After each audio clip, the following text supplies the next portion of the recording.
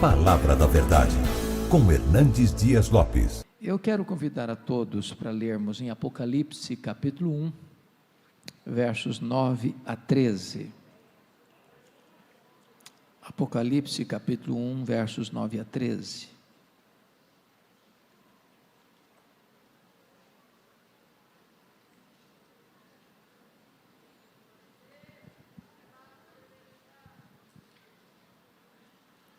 Esse texto diz o seguinte: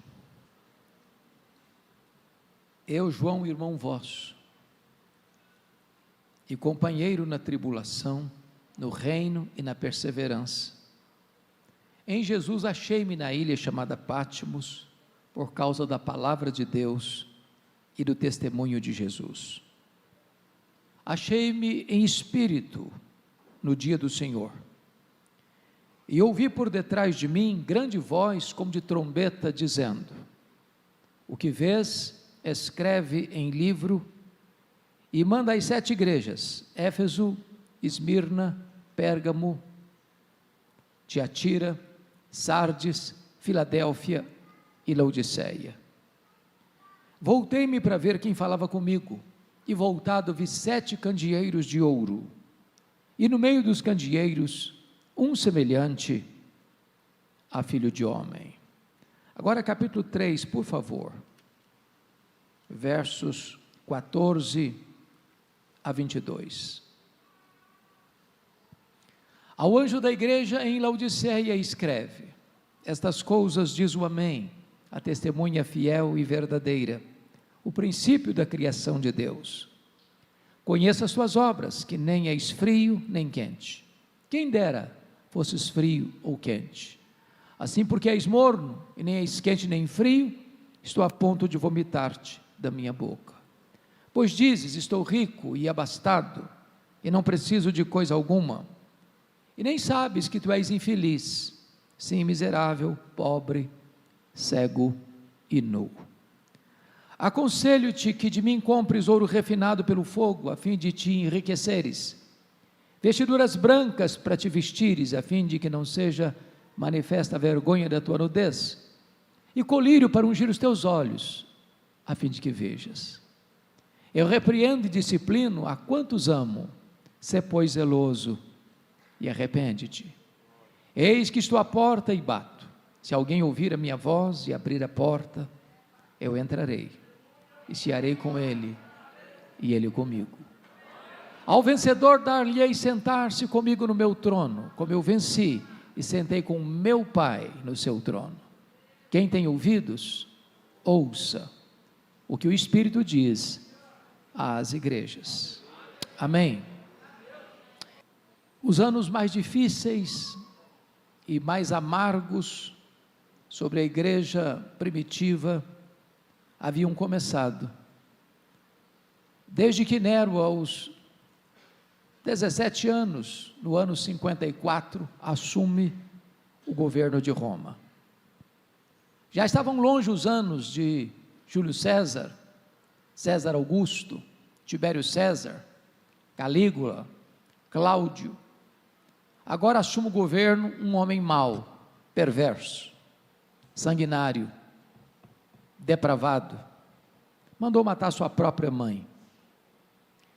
Desde que Nero assumiu o governo, é que as nuvens escuras se formaram no horizonte, anunciando a chegada de uma grande tempestade sobre a igreja.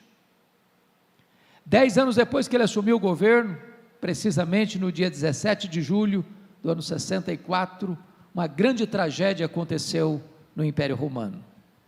A mais populosa, a mais rica, a mais poderosa cidade do mundo, conhecida como a cidade eterna, a capital do império, a cidade de Roma, com mais de 1 milhão de habitantes, foi incendiada. Não um incêndio casual, um incêndio que durou 7 noites e 6 dias, de 17 de julho a 24 de julho. A cidade foi devastada, 70% da cidade praticamente destruída. Curiosamente, os 4 bairros não atingidos dos 14, densamente povoados por judeus e cristãos, dão a Nero um álibi para botar a culpa do incêndio de Roma nos crentes. começa um verdadeiro massacre sobre a igreja. Faltou madeira para fazer cruz, tamanha quantidade de crentes crucificados em Roma. Quando não tinha mais madeira para fazer cruz, os crentes eram amarrados nos postes, cobertos de piche e queimados vivos, para iluminar as noites de Roma. Um verdadeiro massacre. 2 anos depois, ano 66, explode a guerra judaica.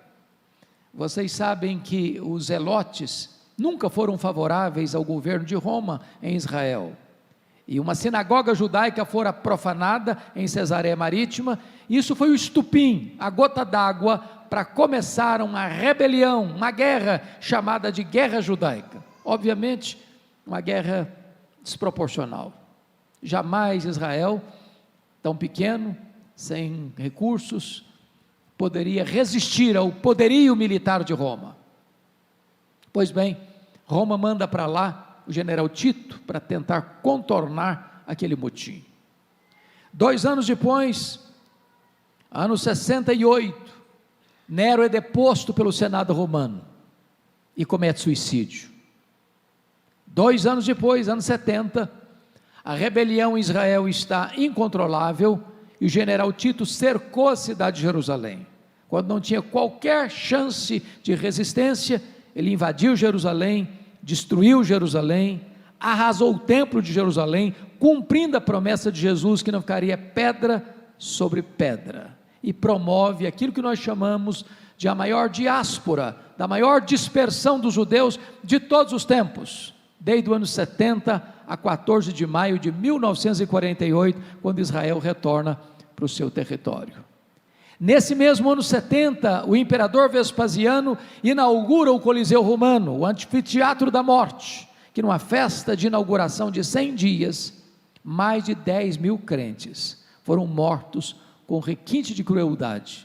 Os crentes eram enrolados em peles de animais, jogados nas arenas, para os cães morderem, para os touros pisarem, para os leões esfaimados da Líbia devorarem. Um verdadeiro massacre. Ano 81, assume o governo de Roma Domiciano. Esse homem foi chamado de segundo Nero, ou Nero redivivo, por causa da maneira tão violenta com que perseguiu a igreja. Foi este o primeiro imperador na história a arrogar para si o título de Senhor e Deus, pois foi este imperador que deportou o apóstolo João, então pastor da igreja de Éfeso, capital da Ásia Menor, para esta ilha vulcânica do mar Egeu, uma espécie de colônia penal, onde ele deveria morrer na solidão em trabalhos forçados, embora já tão velho ele estava. Pois bem, amados irmãos, a intenção de Domiciano certamente era jogar uma pá de cal na igreja sofrida e calar a voz do último apóstolo do Senhor Jesus, uma vez que todos os outros apóstolos já estavam mortos, e todos eles mortos pelo viés do martírio. João era o último representante do grupo apostólico. Entretanto, quando João vai fazer a análise desses acontecimentos, ele não diz que foi mandado para lá por um decreto ou por uma ordem de Domiciano, mas ele relata no capítulo 1, versículo 9, que ele foi para lá por causa da palavra de Deus e do testemunho do Senhor Jesus. Os homens maus, com poder nas mãos, podem pensar que eles controlam a história, que eles têm as rédeas da história em suas mãos, mas quem dirige a história é o nosso Deus, Ele dirige o nosso destino. É curioso que quando todas as portas foram fechadas para João na terra, Deus abriu-lhe uma porta no céu e disse para João: sobe para cá, e eu te mostrarei as coisas que não talvez aconteçam, não as coisas que podem acontecer, eu te mostrarei as coisas que devem acontecer. Em tempos de crise, irmãos, em tempos de guerra, como estamos vivendo hoje, talvez a situação mais constrangedora depois da Segunda Guerra Mundial, nós não sabemos exatamente onde isso vai parar, mas Deus continua no trono. Deus não perdeu as rédeas da história. A nossa vida não está nas mãos dos homens, a nossa vida está nas mãos de Deus. Era um dia de domingo, era o dia do Senhor. quando João escuta atrás dele uma voz como de trombeta dizendo: o que vês, escreve em livro e manda às 7 igrejas: Éfeso, Esmirna, Pérgamo, Tiatira, Sardes, Filadélfia e Laodiceia. Quando ele se volta para ver quem falava com ele, ele não vê quem falava com ele. Ele vê 7 candeeiros de ouro. Ele vê as 7 igrejas. E no meio das igrejas, um semelhante a filho de homem. O mundo só pode ver Jesus na igreja e através da igreja. Mas o Cristo que João vê não é mais aquele Cristo suando, chorando, sangrando do Getsemane. O Cristo que João vê não é mais o Cristo cuspido e esbordoado do sinédrio judaico. O Cristo que João vê não é mais o Cristo vilipendiado e surrado do pretório romano.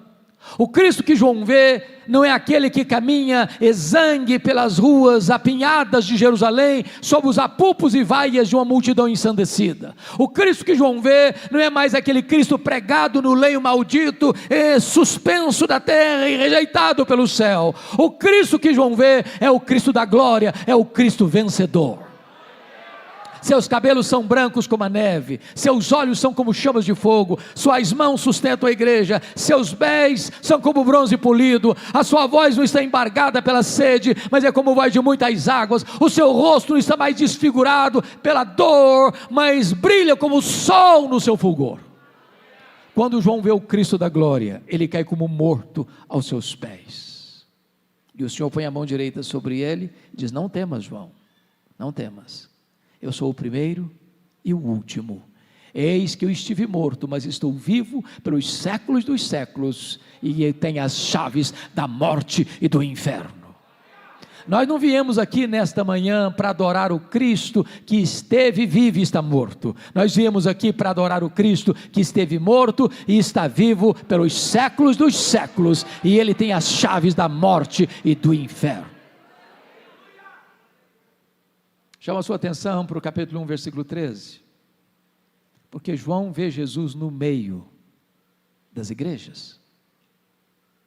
Eu quero dizer para você que Jesus está aqui nesta manhã, e é porque Ele está aqui nesta manhã que você e eu viemos aqui nesta manhã. É porque Ele está aqui nesta manhã é que esta reunião se transforma num ambiente tão sagrado e tão sublime. Mas veja comigo o capítulo 2, versículo 1, porque João diz que Ele não está apenas no meio das igrejas, Ele está andando no meio das igrejas, e Ele está andando no meio das igrejas, para sondar as igrejas, para exortar as igrejas, para corrigir as igrejas, para disciplinar as igrejas, para consolar as igrejas, para fazer promessas às igrejas. E eu quero dizer para você nesta manhã que Jesus está andando entre nós aqui, andando entre nós.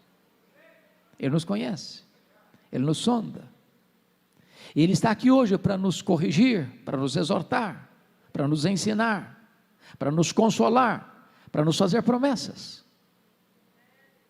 E é curioso que na medida que Jesus vai andando no meio das igrejas, há um estribilho que se repete em todas as cartas. E o estribilho é este: eu conheço, eu conheço, eu conheço, eu conheço, eu conheço, eu conheço, eu conheço. Para 5 dessas igrejas, Jesus vai usar a mesma expressão. Para a igreja de Éfeso, de Tiatira, de Sardes, de Filadélfia, de Laodiceia, Ele vai usar a seguinte expressão: eu conheço as tuas obras. Aquilo que você fez, seu pai não viu, sua mãe não viu, sua mulher não viu, seu marido não viu, seus filhos não viram, seu pastor não viu, Ele viu. Aquilo que você fechou a porta e apagou a luz para que ninguém veja ou para que ninguém visse, Ele estava lá. Aquilo que você fez e escapou, achando que ninguém vai perceber, Ele estava presente. Ninguém pode esconder nada daquele cujos olhos são como chamas de fogo. Mas para a igreja de Esmirna, a mais pobre igreja da Ásia, Ele fez uma outra declaração. Ele diz assim: eu conheço a tua tribulação e a tua pobreza, mas tu és rico. Eu quero dizer para você, meu irmão, minha irmã, que Jesus conhece a sua tribulação, a sua dor, as suas angústias, as suas noites indormidas, as suas madrugadas insones, as suas lágrimas copiosas, os dramas que machucam a sua vida. Ele sabe o que você está passando, Ele sabe quem é você, Ele conhece o seu passado, Ele conhece o seu presente, Ele conhece o seu futuro, Ele conhece a realidade que você vive. E Jesus me choca com o seu diagnóstico, porque diz assim: eu conheço a tua pobreza, mas tu és rico. Pastor Vitor Hugo, todos nós aqui temos uma noção do que significa uma igreja rica. O que é uma igreja rica no nosso conceito humano? É uma igreja que tem muitos membros, é uma igreja que tem um templo suntuoso, é uma igreja que tem um orçamento financeiro robusto, é uma igreja que tem muita gente influente na sociedade. Esse é o nosso conceito de uma igreja rica. Mas Jesus nos choca, porque se dirige à igreja de Esmirna, que era pobre, e diz: eu conheço a tua pobreza, mas tu és rico, pobre na terra, rica no céu, pobre de coisas financeiras, recursos financeiros, mas rica dos valores espirituais, pobre aos olhos dos homens, rica aos olhos de Deus. Curiosamente, para a igreja mais rica da Ásia, a igreja de Laodiceia, que dizia para si mesmo: estou rica, sou abastada, eu não preciso de nada. Jesus olha para essa mesma igreja e faz um outro diagnóstico, diz: não, tu és pobre, miserável, cega, nua.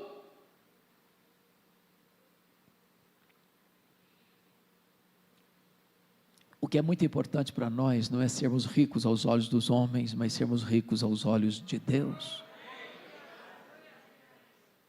Mas para a igreja de Pérgamo, Jesus vai usar uma outra expressão. Ele vai dizer o seguinte: eu conheço o lugar onde tu habitas, onde está o trono de Satanás.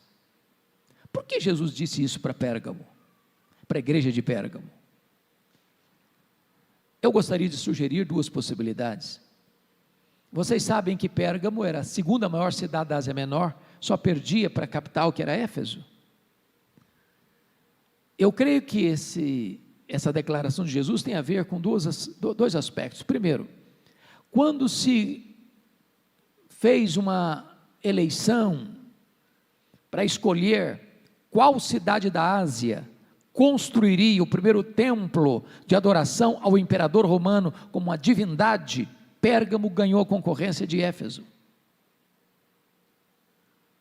Ali se constrói o primeiro templo de adoração ao imperador romano como uma divindade na Ásia Menor. E penso que Jesus está dizendo o seguinte: qualquer lugar onde um homem é venerado, aí está o trono de Satanás, porque o humanismo idolátrico é satânico. Deus não divide a sua glória com ninguém. Segundo lugar, Pérgamo hospedava o templo de Esculápio. Esculápio era conhecido como Deus da cura. Esculápio era representado por uma serpente. Pessoas do mundo inteiro iam a Pérgamo para serem curadas. É por isso que você vai ao seu médico até hoje, você vai ver bordado no jaleco branco do seu médico uma serpente. Isso vem de Pérgamo, isso vem de Esculápio, isso vem do Deus da cura. Talvez o que Jesus esteja dizendo para nós é o seguinte: qualquer lugar onde o homem fabrica uma imagem, fabrica um ídolo, fabrica um Deus, e se prostra diante dele, aí está o trono de Satanás.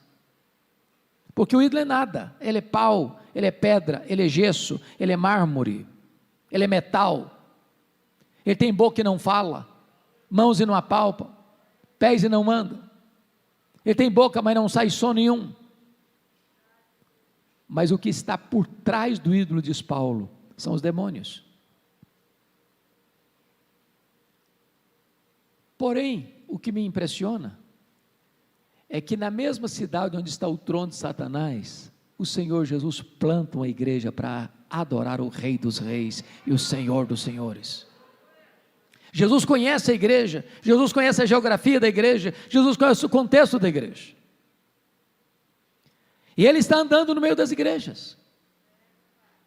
E na medida que ele vai andando no meio das igrejas, ele tem elogios a fazer e ele tem censuras a fazer. Por exemplo, para 2 igrejas ele só tem elogios, não tem censura. Para quais igrejas? Para Esmirna, a mais pobre, para Filadélfia, a mais fraca. Ele diz: eu conheço as tuas obras, tu tens pouca força, mas eu coloquei diante de ti uma porta aberta, e a porta que eu abro, ninguém fecha, e a porta que eu fecho, ninguém abre. O que é importante para a igreja é ser fiel ao Deus Todo-Poderoso. Mas para 4 igrejas, meus irmãos, o Senhor Jesus faz elogios e faz censuras. Primeiro, ele elogia a igreja de Éfeso. A igreja de Éfeso era uma igreja biblicamente saudável, não suportava os falsos apóstolos, odiava as obras dos nicolaítas. Teologicamente era uma igreja que diríamos nós hoje, ortodoxa, não suportava as falsas doutrinas, não embarcava nas novidades do mercado da fé. Com isso, Jesus está dizendo para nós que uma igreja, para agradá-lo, não pode negociar a verdade, não pode transigir com a verdade, não pode pregar uma mensagem palatável para agradar as pessoas. Mas Jesus diz para essa igreja assim: eu tenho uma coisa contra ti, é que tu abandonaste o teu primeiro amor. Em outras palavras, às vezes na própria defesa da verdade, a igreja pode transigir com a piedade, mantém a ortodoxia e perde o fervor, bota a vida cristã no piloto automático. Se for fazer um exame rigoroso, meticuloso da sua fé, das suas convicções, é uma igreja rigorosamente ortodoxa, mas está árida, mas está seca, já perdeu o fervor, já perdeu o entusiasmo, já não tem mais brilho nos olhos, o coração já não empolga mais com as coisas de Deus. Como um pastor me ligou há poucos dias e me disse assim: pastor Hernandes, eu me tornei apenas um fabricante de sermão e nada mais, isso não mexe mais comigo, isso não arde mais no meu coração. Há um grande risco, irmãos, de termos apenas luz na cabeça e não termos fogo no coração. Mas Jesus agora elogia a igreja de Tiatira, porque agora esta igreja tem mais fé, mais obras e mais amor do que tinha lá no começo. Mas Jesus diz: eu tenho uma coisa contra ti, é que tu toleras essa falsa profetisa Jezabel. Então vamos entender uma coisa: Tiatira era o oposto de Éfeso. Éfeso tinha doutrina, mas não tinha amor. Tiatira tinha amor, mas não tinha doutrina. Em outras palavras, nós poderíamos ser a igreja mais amável, mais acolhedora, mais simpática da cidade. Se nos faltar essa doutrina, essa igreja não agrada a Jesus. Nós não podemos separar o que Deus uniu: teologia e ética, doutrina e vida, credo e conduta. As coisas caminham juntas. Você precisa ter luz na mente e fogo no coração. Você precisa crer na verdade, mas essa verdade precisa descer ao seu coração e levar você a uma vida piedosa. A ortodoxia é boa, ela é insubstituível, mas a ortodoxia morta mata. Há muitos crentes que são ortodoxos, mas estão áridos, estão secos como um deserto. O problema não é a ortodoxia, o problema é que abandonaram o primeiro amor. Mas olhem comigo a igreja de Pérgamo. Jesus elogia aquela igreja, porque a gente fiel ali, como seu líder Antipas, que foi martirizado. O texto bíblico não diz como ele foi martirizado, mas a história diz que ele foi martirizado dentro de um boi de bronze incandescido. Mas nessa mesma igreja, onde o seu líder, o seu pastor, está pronto a morrer por Jesus e dar a sua vida pela sua fé, tem gente flertando com as doutrinas de Balaão e vivendo uma vida mundana. Pelas minhas andanças pelo Brasil, Deus tem me dado a bênção de já pregar em mais de 1.500 igrejas, das mais diferentes denominações. Me perguntam assim às vezes: ô pastor, qual a avaliação que o senhor faz da igreja evangélica brasileira? Às vezes, sabendo que eu sou um pastor presbiteriano, pergunto assim: e a sua denominação, como é que anda? Como é que está? Às vezes a pergunta é mais específica ainda: como é que está a igreja que o senhor é pastor? E a minha resposta é sempre a mesma, viu? Eu respondo assim: gente, vai muito bem. Eu respondo assim: gente, vai mais ou menos. Eu respondo assim: gente, ó, vai muito mal. Sabe por que eu respondo assim? Porque numa mesma igreja, que escuta o mesmo pastor, que se assenta ao redor da mesma mesa do Senhor, que às vezes canta no mesmo conjunto, que frequenta a mesma sala de escola bíblica dominical, tem gente cheia do Espírito Santo, tem gente capengando na fé, e tem gente vivendo em pecado, numa mesma igreja. E Jesus diz: eu conheço, eu conheço, eu conheço. Jesus se dirige à igreja de Sardes. Aquela igreja tinha um nome na cidade: tu tens nome de que vives, mas estás morta. Eu acho que se fosse hoje, nós íamos mudar o título de nome que vive para uma igreja avivada, né? Quem passasse na rua lá ficava impressionado com o fervor, com o entusiasmo. Mas é curioso, irmãos, que Jesus, ele não se deixa impressionar pelo nosso verniz religioso, pelos nossos cacuetes.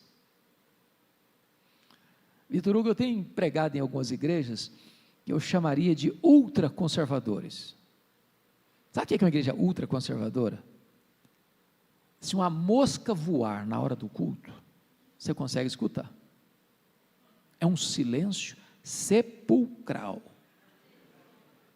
Você olha, você não sabe se a pessoa está gostando ou não está gostando. Ela não tem reação nenhuma. Dá quase um desespero. Mas eu tenho pregado também igrejas chamadas ultrapentecostais, onde o barulho é tão grande, você diz: calma, gente, calma, menos. Vocês não estão me ouvindo.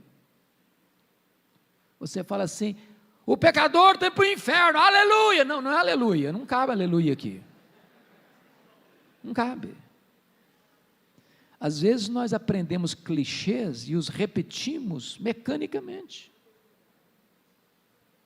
Temos cacuetes, que aos olhos do espectador dizem: como espiritual essa pessoa? Não.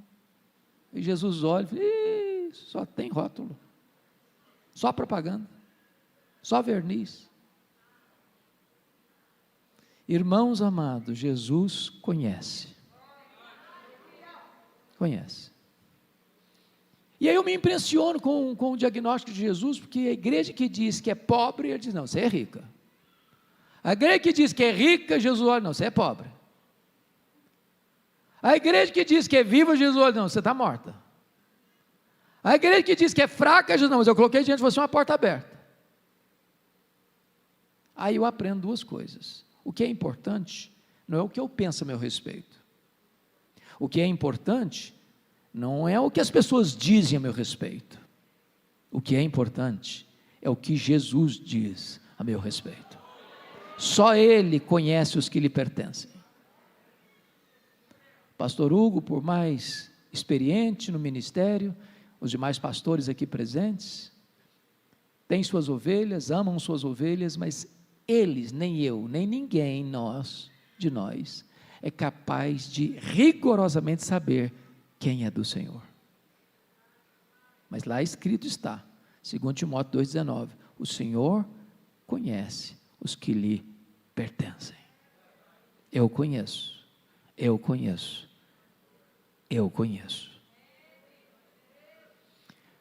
Mas é curioso, irmãos, que para uma igreja não tem nenhum elogio.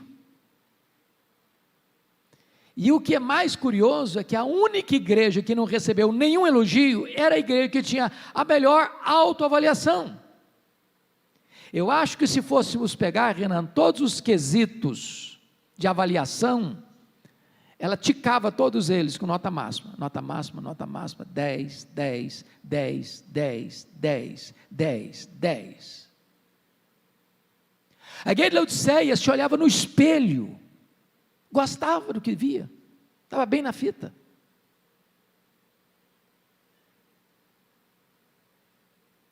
tinha nenhuma crítica a fazer a ela mesma, só avaliação positiva. Estou rica, estou abastada, não preciso de nada. De fato era a igreja mais rica da Ásia. E aqui, queridos, eu gostaria então de parar um pouquinho para a gente examinar, não a igreja de Laodiceia, não, estou pedindo para examinar meu coração. Estou pregando para vocês só não, estou pregando principalmente para mim. Para mim. Esse texto pode ser examinado em 3 perspectivas.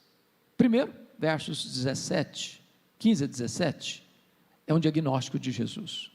Versos 18 a 20, é um apelo de Jesus. Versos 21 e 22, com base no verso 14, é uma promessa de Jesus. Eu não sei se você já parou para perguntar por que Jesus usou as figuras que usou para a igreja de Laodiceia. Por exemplo, quente, morno, frio, vestes brancas, ouro puro, colírio. Foi por acaso? E a resposta é claro que não. É que Jesus conhece o texto e o contexto. Ele conhece a igreja e a cidade. Ele conhece a geografia e a história. Ele conhece o comércio e a indústria. E ele usa todos esses elementos para aplicar verdades espirituais à igreja. Quando Jesus usa a figura, por exemplo, eu conheço as tuas obras, que nem és frio nem quente. Quem dera fosse frio ou quente, mas porque és morno, nem és quente nem frio, estou a ponto de vomitar da minha boca. Por que está usando essa expressão, frio, quente, morno? Todos vocês sabem que Laodiceia ficava no vale do rio Lico, era a região mais fértil da Ásia Menor. Havia ali uma região, pegando carona no Vitor Hugo, a região metropolitana, onde Anápolis é o centro do universo, aliás, eu concordo, viu? Isso aqui é a terra que tem a melhor pamonha do universo, pode ter certeza disso. E eu preciso comer uma pamonha hoje, tá bom, queridão? Então o que acontece? Ali ficavam 3 cidades, 9 quilômetros uma da outra. A cidade de Laodiceia, a cidade de Hierápolis e a cidade de Colossos. Era tão perto que quando ele manda a carta aos Colossenses, ele manda que ela fosse lida também na outra cidade. Era uma região metropolitana. E Hierápolis era mundialmente conhecida pelas suas fontes de águas quentes. Lá tem uma montanha chamada Castelo de Algodão, uma rocha de montanhas calcária branca, de onde brota águas quentes, descendo em cascatas, formando piscinas naturais. Pessoas iam e ainda vão até hoje tomar banhos nas águas quentes terapêuticas de Hierápolis. Era a nossa Caldas Novas brasileira. Do outro lado do rio Lico ficava Colossos. Curiosamente, tinha fontes de águas geladas, frias, também terapêuticas. Mas Laodiceia não tinha fontes nem de águas quentes, nem de águas frias. As águas que chegavam na cidade vinham das montanhas por meio de aquedutos e chegavam mornas, tépidas, impróprias para uso terapêutico, ou até mesmo para beber. E Jesus pega esse gancho e diz o seguinte: quem dera tu fosses quente como as águas de Hierápolis, quem dera tu fosses fria como as águas de Colossos, mas porque tu és morna com as águas que chegam na cidade, eu estou a ponto de vomitar-te da minha boca. Por que ele usa a figura, por exemplo, do ouro puro? Porque Laodiceia era a cidade dos banqueiros, dos endinheirados, dos ricaços da época. Para vocês terem uma ideia, no ano 46 depois de Cristo, aconteceu um terremoto nessa região e devastou as 3 cidades. Colossos e Hierápolis nunca se reconstruíram, ou nunca foram reconstruídas, mas Laodiceia não precisou de dinheiro do Estado para se reconstruir. A cidade reconstruiu a si mesma, seus homens ricos reconstruíram a cidade. E Jesus está dizendo o seguinte: vocês se orgulham tanto do ouro que vocês têm, mas espiritualmente vocês estão pobres. Por que Jesus usou a figura das vestes brancas? Porque Laodiceia era o maior centro têxtil da Ásia Menor. Eram comuns as fábricas de roupas, a lã negra produzida lá era mundialmente famosa. Jesus está dizendo o seguinte: vocês se orgulham das suas fábricas de roupas, mas espiritualmente vocês estão nus. Por que que ele usa a figura do colírio para ungir os olhos? Porque Laodiceia era o maior centro oftalmológico da Ásia Menor. Havia um remédio quase milagroso na época lá, o pó frígio. Jesus está dizendo o seguinte: vocês se orgulham das suas clínicas de tratamento de olhos, mas espiritualmente vocês estão cegos. O que que Jesus está fazendo? Um diagnóstico. Mas pastor Vitor Hugo, o que mais me impressiona nesta carta não é o que Jesus vê, é o que Jesus não vê. Porque um bom exercício para você é pegar e dar uma lida nas 7 cartas numa sentada só. Você vai gastar nem meia hora.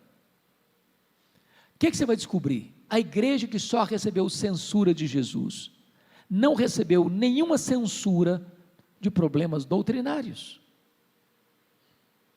Não tem falsos apóstolos, não tem falsos mestres, não tem falsos profetas, não tem doutrina de Nicolaíta, não tem doutrina de Jezabel, não tem nenhum problema doutrinário ameaçando a igreja. Diríamos nós hoje que Laodiceia era uma igreja ortodoxa, biblicamente irreparável.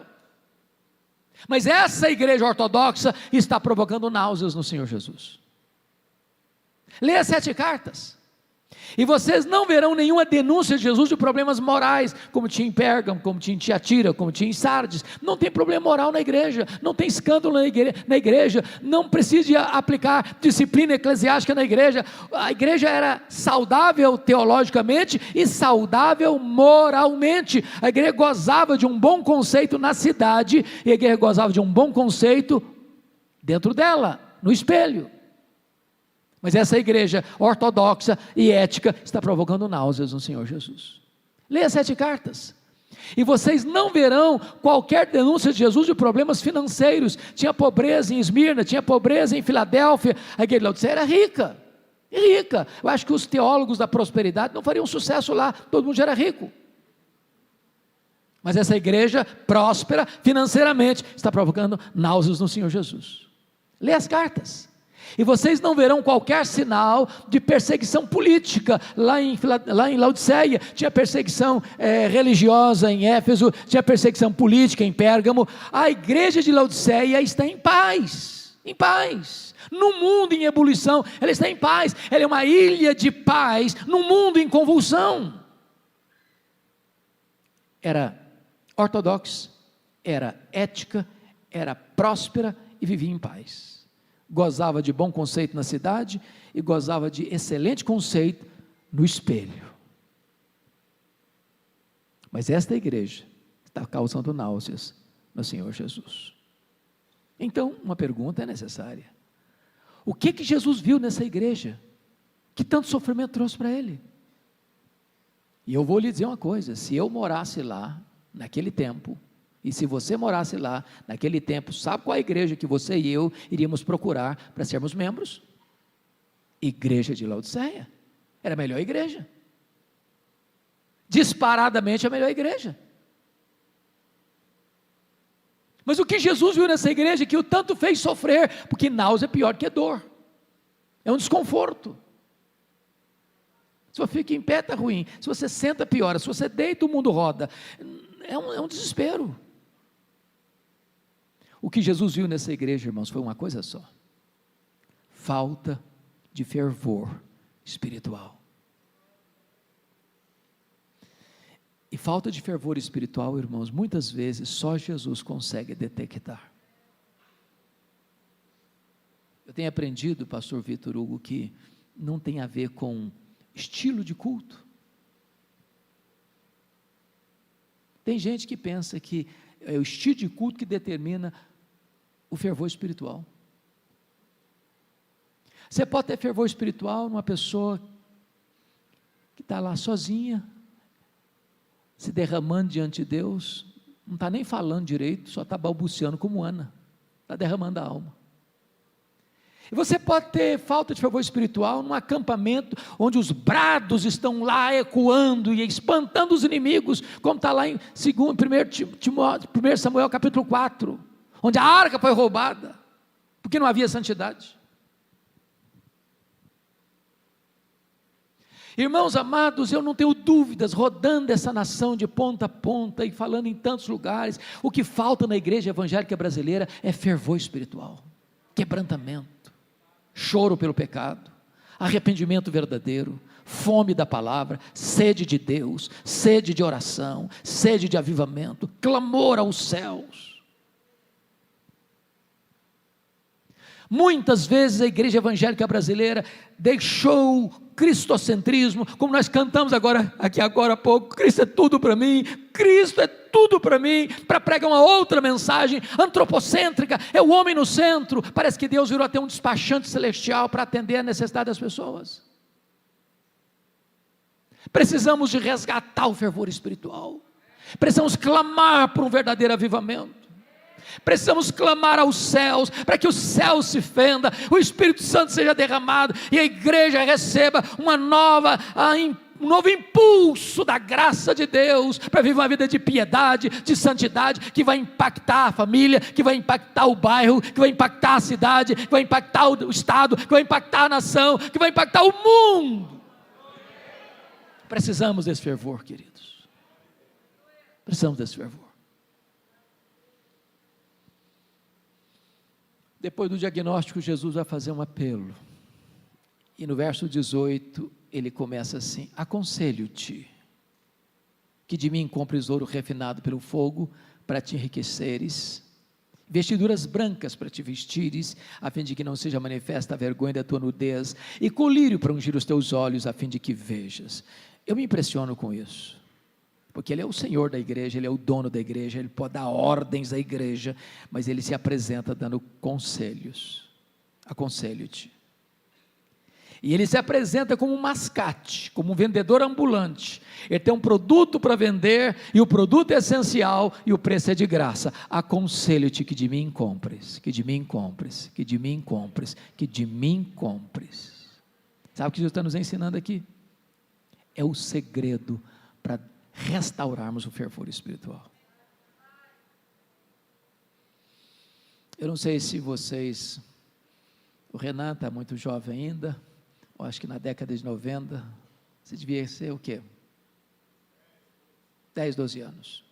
Mas o Vitor Hugo se lembra disso, na década de 90, a onda de busca de avivamento no Brasil. De norte a sul, de leste a oeste da nação, as igrejas orando por avivamento. Eu estou tão feliz, porque está voltando essa busca de avivamento. Tão feliz, tão feliz.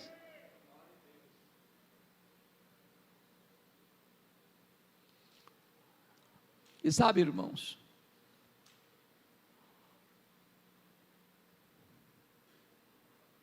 muitas igrejas, na busca do avivamento, acabaram se perdendo, que foram buscar fervor noutras fontes. Algumas caíram no sincretismo, outras caíram no misticismo, outras se perderam. E Jesus está dando o segredo para nós aqui. Você quer buscar fervor? Aconselho-te que tu compres de mim, que tu compres de mim, que tu compres de mim. Em outras palavras, só Jesus tem o poder de restaurar a sua igreja, só Jesus pode derramar o seu Espírito sobre a igreja, só Jesus pode aquecer o coração da igreja, como aconteceu com aqueles 2 caminhantes de Emaús. Quando os olhos se abrem para reconhecer Jesus, o coração aquece, e quando os olhos se abrem, o coração aquece, os pés se apressam, e quando os olhos se abrem, o coração aquece, os pés se apressam, você abre a boca para dizer: Ele está vivo, Ele é tudo para mim. Oh, amados irmãos, nós precisamos voltar para Jesus. É Jesus, é Jesus, é Jesus. Ele é que tem o remédio, Ele é o remédio, Ele é a solução, Ele é o caminho, Ele é a verdade, Ele é a vida, Ele é o pão, Ele é a luz, Ele é a porta, Ele é o pastor, Ele é a ressurreição e a vida, Ele é a videira verdadeira, é dele que nós precisamos, se queremos ter fervor no nosso coração.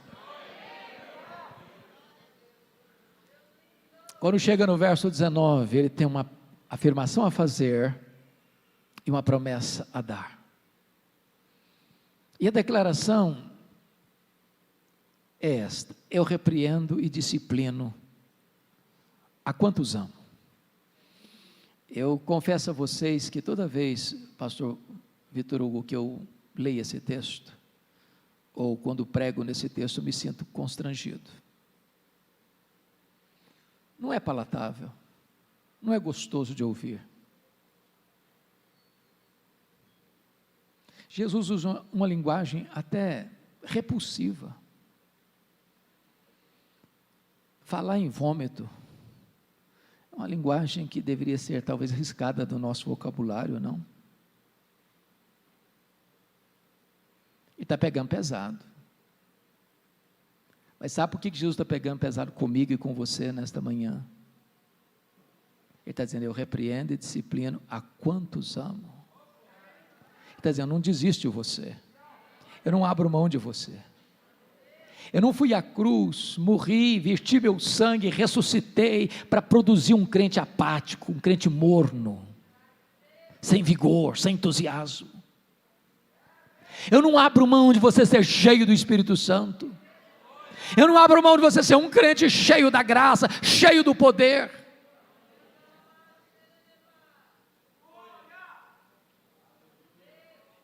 E agora tem uma ordem a dar para você e para mim. Sê, pois, zeloso e arrepende-te. Muda a tua vida, muda a tua conduta. Não se conforme com o verniz, não se conforme com a aparência, não se conforme apenas com a casca. Quando chega no verso 20, de modo tão doce, ele se apresenta e diz, eis que eu estou à porta e bato. Se alguém ouvir a minha voz e abrir a porta, eu entrarei, cearei com ele, e ele comigo. Sabe o que me deixa impressionado na igreja de Laodiceia? Ela fazia tudo por meio dela e para ela. Ela era um fim em si mesma. E esse risco pode acontecer comigo, com você. Da gente cantar porque gosta de cantar. Da gente pregar porque gosta de pregar. Da gente ofertar porque gosta de ofertar. Da gente celebrar porque gosta de celebrar. E de repente a igreja se basta. Tudo acontece por ela, para ela, por meio dela. E o que mais me choca é que esta igreja que olha no espelho e canta quão grande és tu diante do espelho, nem percebeu que ela fazia tudo por meio dela e para ela, e Jesus estava do lado de fora, querendo entrar. E Jesus disse, eu estou à porta, insistentemente, estou à porta e bato. Se você abrir, eu vou entrar. A porta só tem maçaneta do lado de dentro. Agora, que Jesus queira cear conosco é um milagre, mas que Ele nos convide a cear com Ele é um milagre, mas que Ele queira cear conosco é graça. E a única maneira do meu e do seu coração se aquecer é nos assentarmos intimamente à mesa com Jesus. É conhecê-lo, é desfrutar da intimidade dele. Não é apenas religiosismo, não é apenas uma bandeira denominacional, não é apenas um zelo por esta ou por aquela corrente teológica, é o amor por Jesus, é o coração aquecido pela beleza de Jesus, pela glória de Jesus, o coração se derreter na presença de Jesus. E quando isso acontece, irmãos, Ele está à mesa conosco, e nós estamos à mesa com Ele, o deleite, o prazer. Nós estamos vivendo uma sociedade que corre atrás do prazer, da felicidade, e não está errado não, a busca da felicidade é legítima, Dr. John Piper diz, é legítima. O problema da nossa sociedade é que ela está se contentando com um prazer pequeno demais, com a felicidade terrena demais, quando Deus nos criou e nos salvou para a maior de todas as felicidades, a felicidade de amá-lo, de conhecê-lo, de fruí-lo, de glorificá-lo, de estar na presença dEle, de desfrutar da glória dEle, de nos assentarmos à mesa com Ele.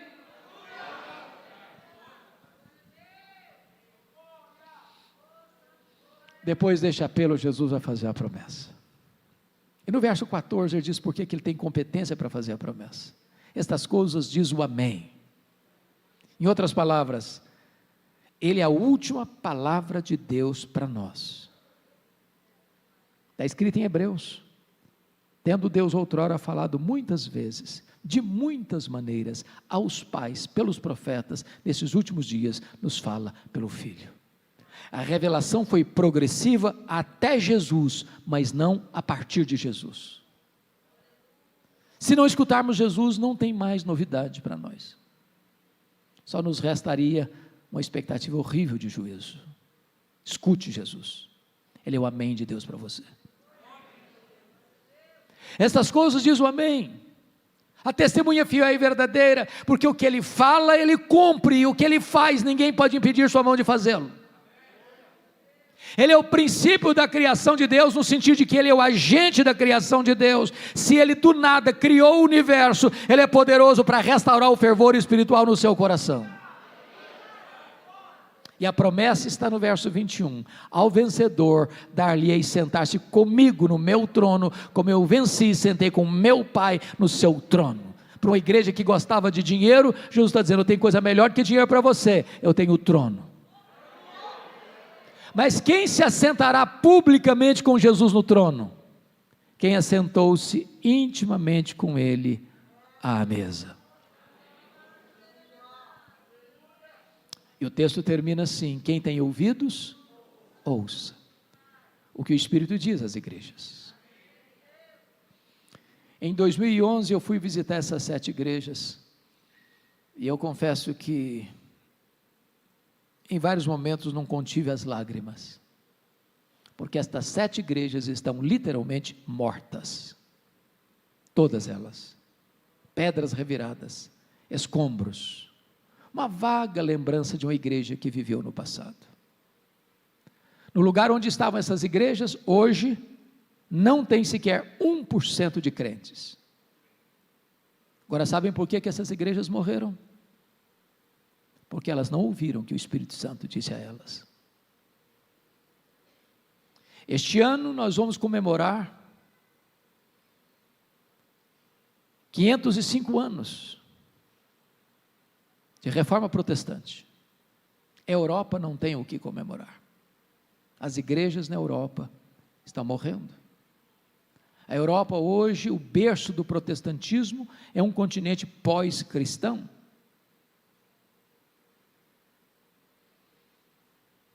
Na Holanda, de 1960 para cá, os templos estão lá, mas vazios. Até 1960 as pessoas frequentavam a igreja. De lá para cá, de vez em quando uma palestra social, de vez em quando uma apresentação musical, os templos estão vazios. Fui à Escócia, berço do protestantismo presbiteriano, terra de John Knox. O homem que chorava e dizia, dá-me a Escócia para Jesus, senão eu morro. Quando nós entramos em Edimburgo, nos mais belos templos, perto do castelo, torre empinada aos céus, eu entrei, não tinha púlpito, não tinha bancos, o templo era um bar. Você vai para a Inglaterra, dos grandes avivamentos, John Wesley, George Whitefield, John Charles Ryle, Charles Haddon Spurgeon, William Carey, William Wilberforce, Mark Lloyd Jones, John Stott. Hoje a Inglaterra é o país de Richard Dawkins, o patrono dos ateus. Menos de 4% dos ingleses frequentam a igreja hoje. Por que as igrejas estão morrendo na Europa, irmãos? Templos sendo vendidos para museus, para boates, para bares, para mesquitas muçulmanas. Porque elas não ouviram o que o Espírito Santo disse a elas. Você vai para a América do Norte, Estados Unidos, Canadá, e você vai ver as chamadas dead churches, igrejas mortas. Todas as denominações históricas, todas, estão perdendo milhares e milhares de membros todos os anos. Os seminários que formaram teólogos, missionários, pastores, que foram para o mundo todo, hoje tomados de assalto pelos liberais, ensinam a morte. igrejas desidratando. Há 3 anos eu estava pregando numa conferência, lá nos Estados Unidos, e terminada aquela conferência, eu fui pregar numa igreja Assembleia de Deus. O percurso do hotel à igreja era meia hora de carro. O pastor me mostrou, Vitor Hugo, 11 templos vazios que estavam sendo vendidos nesse breve percurso. Não tinha mais gente para frequentar. Sabe por que as igrejas estão morrendo na América, irmãos? Porque elas não estão ouvindo o que o Espírito Santo diz a elas. Agora olha para o Brasil. Nós temos hoje aqui no Brasil denominações inteiras que já se sucumbiram ao liberalismo. Nós temos seminários aqui no Brasil hoje que não acreditam mais que a Bíblia é a palavra de Deus. E vou lhes dizer algo muito solene. Uma igreja que subscreve o liberalismo, no mesmo dia, ela assina o seu atestado de óbito. Não tem anticorpos. No dia que a igreja deixar de crer que esse livro é a palavra de Deus, ela não tem mais o que pregar. No dia que ela achar que esse livro aqui precisa ser julgado pela cultura, não é a cultura que julga a Bíblia, não, esse livro está desatualizado, porque esse livro foi lá para aquele tempo, o mundo mudou, a cultura mudou, a sociedade mudou, o pensamento mudou, a cosmovisão mudou, então a Bíblia precisa se curvar, se ficar de cócoras diante da cultura, não tem mais o que pregar. Olha o Brasil, irmãos. Há poucos dias um pastor me ligou e disse assim: pastor Hernandes, a minha denominação não batizou um crente por igreja por ano em média.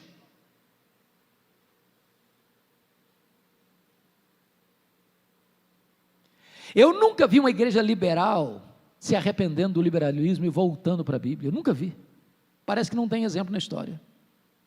Eu nunca vi uma igreja liberal batizando crentes, recebendo gente por conversão, nunca vi uma igreja liberal sendo usada por Deus para um grande avivamento, eu nunca vi, e nós não veremos mesmo. Olha para o Brasil, irmãos, e vocês verão mega igrejas, mega templos, lotados, mas não tem evangelho. Mas não se prega sobre Cristo, não se prega sobre a cruz, não se prega sobre a justificação pela fé, não se prega sobre arrependimento, não se prega sobre santificação, não se prega sobre vida eterna, não se prega sobre o céu, não se alerta as pessoas sobre a ira vindoura, e onde não tem palavra de Deus, não tem o Deus da palavra. Olha para o Brasil, irmãos, e vocês verão denominações que mantêm a ortodoxia, igrejas que mantêm a sã doutrina, mas perderam o fervor, perderam o entusiasmo, não tem mais brilho nos olhos, não tem mais fogo no coração. E eu quero concluir dizendo uma coisa muito solene aqui para nós. Aquela geração que saiu do Egito, 600 mil homens, mais mulheres e crianças, estimadamente 2 milhões de pessoas, ou mais. Toda aquela geração, exceto 2 pessoas, morreram no deserto. E Hebreus diz que por incredulidade, o deserto se transformou no maior cemitério da história. Todos os que entraram, exceto Josué e Caleb, tinham menos de 40 anos.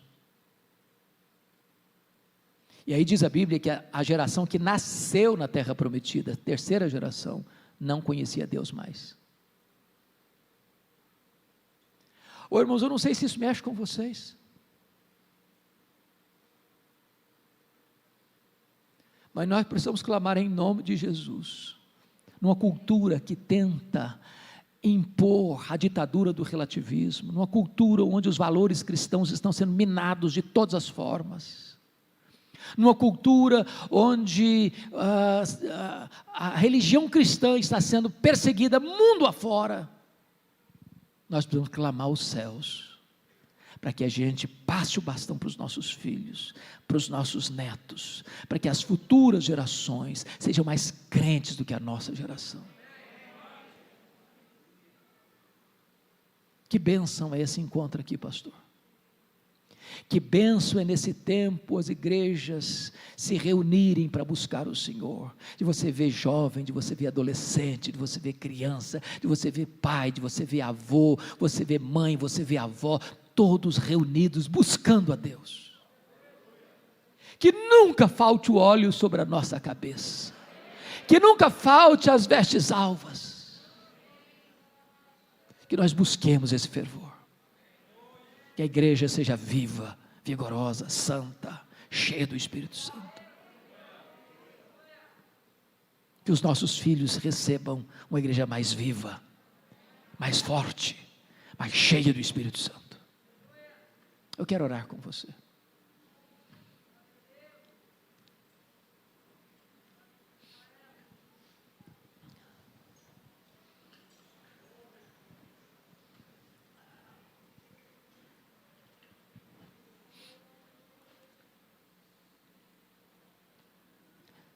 Senhor Deus,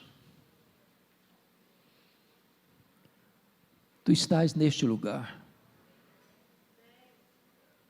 o nosso amado Redentor, o Rei da Glória, aquele que venceu a morte, desbaratou os principados e potestades na cruz, aquele que está no trono e voltará, e colocará todos os seus inimigos debaixo dos seus pés, aquele que é o cabeça da igreja, o dono da igreja, o edificador e protetor da igreja. Tu estás aqui, e o que nós te pedimos, Deus, é: não nos permita jamais nos acomodar, não permita jamais que coloquemos um verniz em cima de um madeiramento apodrecido. Não permita jamais que a nossa vida seja uma propaganda enganosa. Por amor do Teu nome, reaviva o nosso coração. Reaviva o nosso coração. Não queremos trazer náuseas a Ti, Jesus. Tem misericórdia de nós. Perdoa-nos. Limpa-nos, lava-nos, quebranta-nos, vivifica-nos. Por amor do Teu nome, Senhor, sopra sobre nós o Teu sopro nesta manhã. Remove as cinzas, Senhor, acende as brasas, inflama a nossa alma. Que o melhor daquilo que já vivemos até hoje, meu Deus, sejam medidas mínimas do que hás de fazer em nós, por nós e através de nós daqui para frente. Nós não queremos apenas ouvir do que Tu fizeste no passado, coisas grandes, portentosas, grandes avivamentos espirituais. Faz de novo, Senhor, faz de novo no nosso tempo, na nossa geração, por amor do Teu nome. Restaura a nossa sorte. Levanta a Tua igreja, Senhor, na força e no poder do Espírito, para que ela possa ser um farol a brilhar, para que ela seja ousada no testemunho, para que ela jamais se curve diante da perseguição ou da sedução deste mundo, mas para que ela seja uma igreja santa, viva, operosa, para o louvor da Tua glória. Bendito é o Teu nome, Senhor, bendito é o Teu nome. Nós Te adoramos em nome de Jesus. Aleluia. Amém.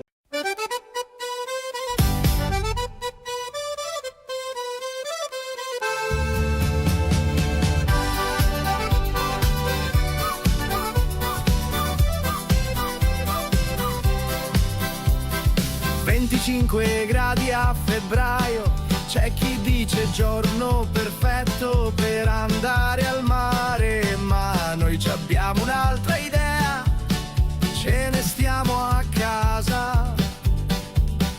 Alle 8:15 parte la spedizione, da San Vito dei Normanni direzione San Michele, un uomo con la coppola, grida è tutto chiuso, oggi non si lavora.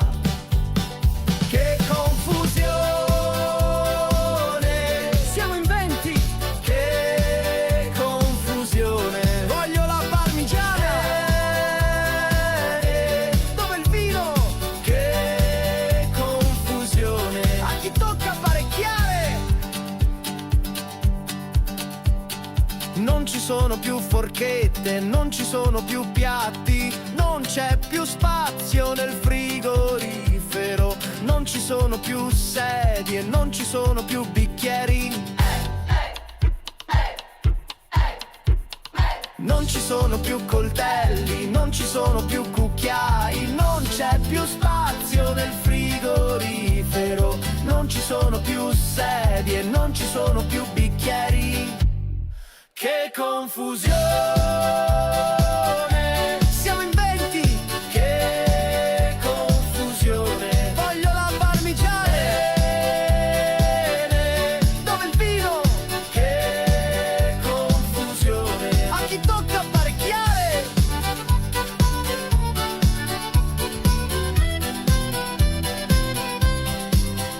Se non mi liberi subito quella padella, non lo so che ti faccio.